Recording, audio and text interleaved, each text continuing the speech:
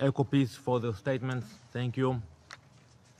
Mr. President, we come together at a painful time for the Jewish people. On Saturday, as Jews everywhere were concluding the holiday of Passover, a gunman ran into the Chabad of Poway, California, and opened fire. Over 100 people in the middle of prayer were forced to duck for cover as the bullets flew across the room.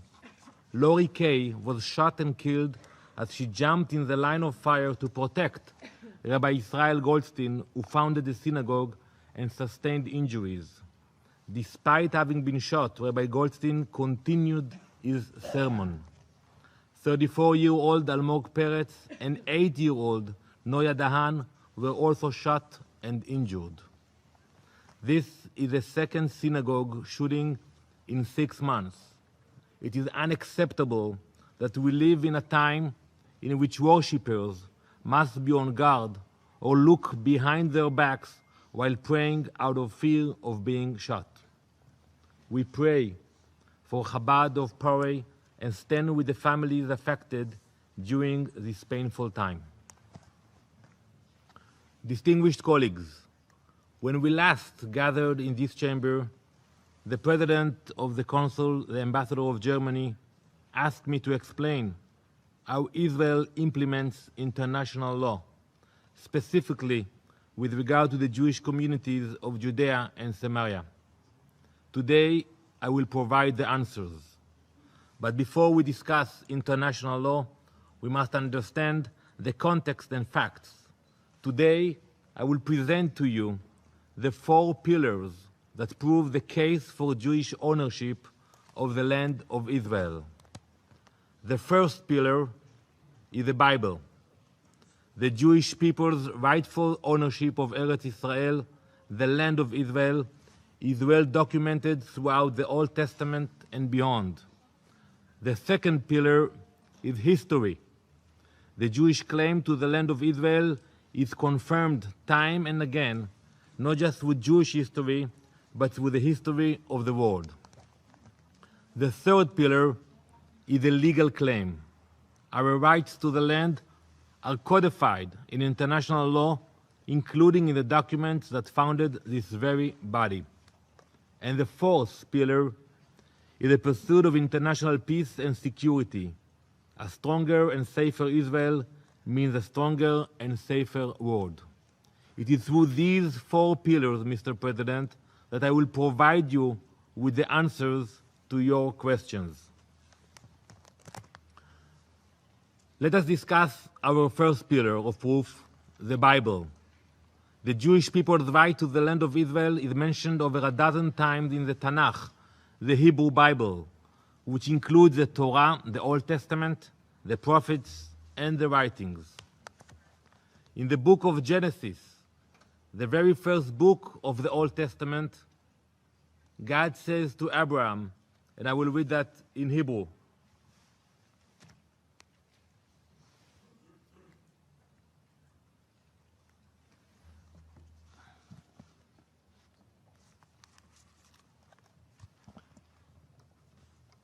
והקמתי את בריתי ביני ובינך ובין זרעך אחריך לדורותם לברית עולם, להיות לך לאלוהים ולזרעך אחריך, ונתתי לך ולזרעך אחריך את ארץ מגוריך, את כל ארץ כנען לאחוזת עולם, והייתי להם לאלוהים.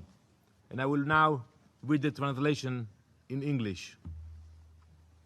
And I will establish my covenant between me and you and your descendants after you, throughout their generations, for an everlasting covenant.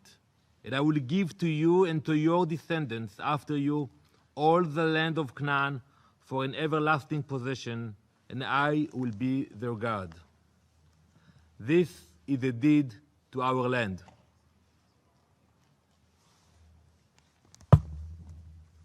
From the book of Genesis to the Jewish exodus from Egypt, to receiving the Torah on Mount Sinai, and to the realization of God's covenant in the Holy Land of Israel, the Bible paints a consistent picture. The entire history of our people and our connection to Eretz Israel begins right here.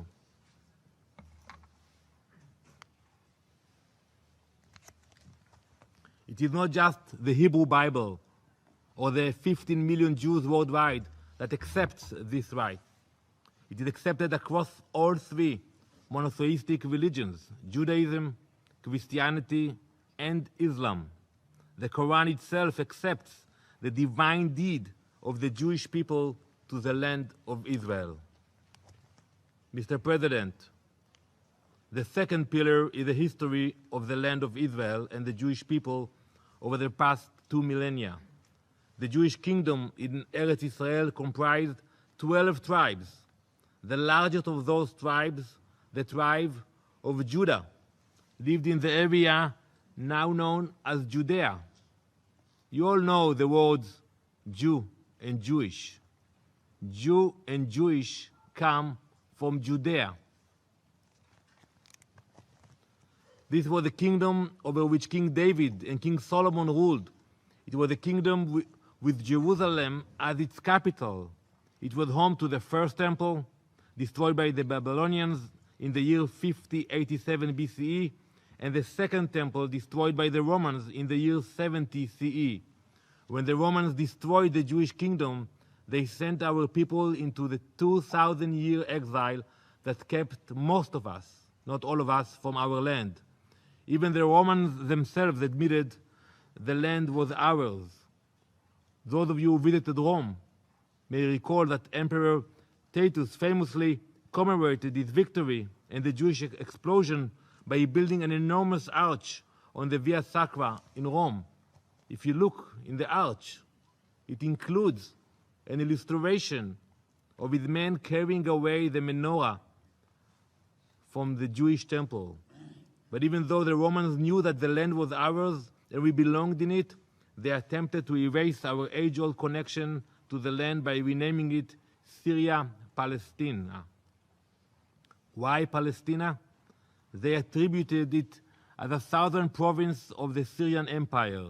This is how the narrow strip of land in Eretz Israel, nestled between Egypt in the south and Lebanon in the north, came to be called Palestine. For the next 2,000 years, the land of Israel was conquered by the Crusaders, followed by the Ottoman Empire. But despite centuries of wars and conquests, the Jewish people never left. A Jewish community remained in Eretz Israel, the land of Israel, throughout this entire time. Although most of our community was forced into exile by the Roman Empire, we knew that someday we would return to our ancient homeland. For 2 millennia, Jews across the world continued to pray 3 times every day for our long-awaited return home to Zion, to Jerusalem. As we just said on Passover last week, as we do every year, next year in Jerusalem. Mr. President, if the Jewish people's deep and ancient roots in the land of Israel are not sufficient proof, let us consider international law, the third pillar.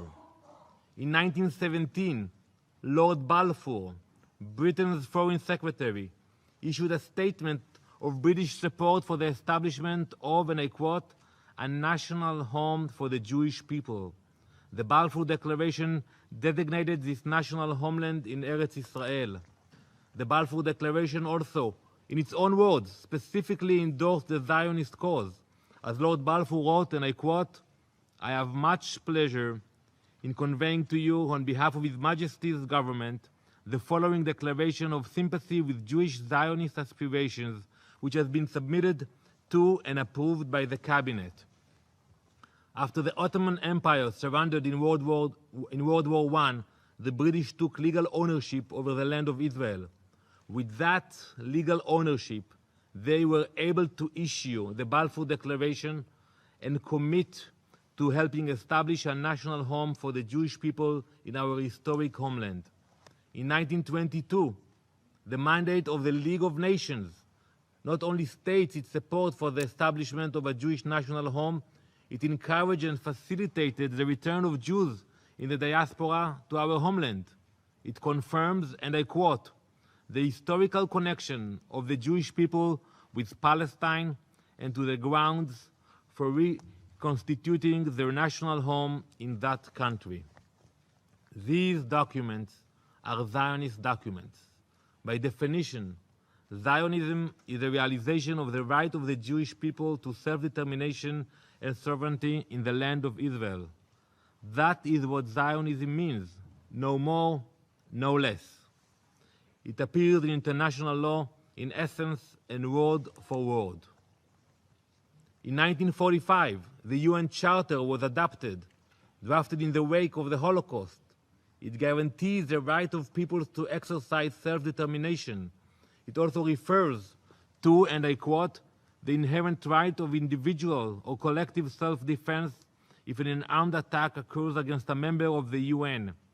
One people's pursuit of self-determination could not undermine the safety and security of another nation. 2 years later, the UN Partition Plan called for the establishment of a Jewish state and an Arab state in the land of Israel. What we did, we accepted it, but the Palestinians did not. Instead of peace, they chose war and opened fire on the Jews. Our small, tiny, newly declared nation was suddenly under attack in 1948. On the last day of the British Mandate, Israel declared independence and immediately was attacked by 5 Arab armies that joined the Palestinians, hoping to destroy it. Israel won that war, and the hope and future of the Jewish people was saved. But the war of 1948 did not end with peace. It ended with armistice agreements between Israel and its neighbors. The armistice lines between Israel and Egypt, Jordan, Syria, and Lebanon were never considered international borders. They were simply lines designating the end of the first battle in the Arab war against Israel. Jordan maintained control of Judea and Samaria, and Egypt controlled the Gaza Strip. These agreements were formed in the absence of permanent peace treaties, which would only be signed decades later. Mr. President, it was the Arabs who insisted that the armistice lines would not be permanent borders. As stated in the Jordanian-Israeli Agreement of 1949, these lines, and I quote, are agreed upon by the parties without prejudice to future territorial settlements or boundary lines. Because these lines are not borders, the Jewish communities in Judea and Samaria to this day do not cross any international borders. They are built on strategic land for Israel's security, and as agreed by the parties in the Oslo Accords, would be classified as final status issues. Mr. President, to support the right of Israel to exist in our homeland is therefore essential to international peace and security, the final pillar. For decades, many Arab leaders have chosen the sword over the olive branch, long before even one of these so-called settlements was established. You know when the PLO was established, the Palestinian Liberation Organization? In 1964, 3 years before 1967. How it make any sense? What they need to liberate before 1967. And in 1964, not a single settlement existed in Judea and Samaria, and our right to exist was still rejected. To blame the Jewish communities of Judea and Samaria for the lack of peace between Israelis and Palestinians would be a deliberate oversight of history at best. The Arabs rejected opportunities for peace time and again. The 1937 Peel Commission report, the Arabs rejected it. The 1947 UN Partition Plan, rejected. The 1948 Israeli offer for truce, rejected. The 2000 Camp David Summit, rejected. The 2001 Taba Summit, rejected. The 2007 Annapolis Conference, rejected. The 2008 offer of Israeli Prime Minister Ehud Olmert, we are still waiting for an answer on that. The 2014 Secretary of State Kerry's Peace Initiative, Abbas chose Hamas. And today, in the upcoming US peace plan, the Palestinians say it is dead on arrival.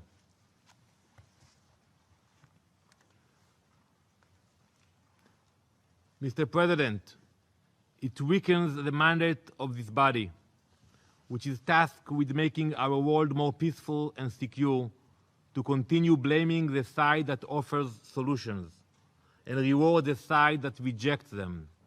It is dangerous to praise the side that encourages hatred and bankrolls terrorism. Palestinian rejectionism is chronic. Palestinian leaders refuse to acknowledge the right of the Jewish people to self-determination in the land of Israel and insist on returning to the land in droves. This behavior directly contradicts all four pillars of the past and keeps us locked from forging peace in the future. There should be no reward for rejectionism. There should be no prize for aggression. Mr. President, real peace will be possible when the four pillars of the past are accepted and realized. But real peace will come when the four pillars of the future are put into action. These are the four pillars of the future. First, the Palestinians must accept and recognize the Jewish state of Israel. No Palestinian leader has ever said those words. Second, the Palestinians must end their campaign of incitement. Enough is enough. How can the international community expect us to make any concessions to a leader who pays his people to kill ours? Third, regional cooperation. We are already working together with many of our neighbors on security, on common goals, and on building relations. We want these relationships to flourish and present themselves in the open. And fourth, we will never do or agree to anything that compromises our security. We want a peaceful future with our neighbors, but our security is non-negotiable, and we will decide where to draw the line. Mr. President, we are ready to work together. We are ready to talk, and we are ready to create a better future for our children. It is only when the four pillars of the past and the four pillars of the future are accepted that peace will come. Thank you. I thank the representative of Israel for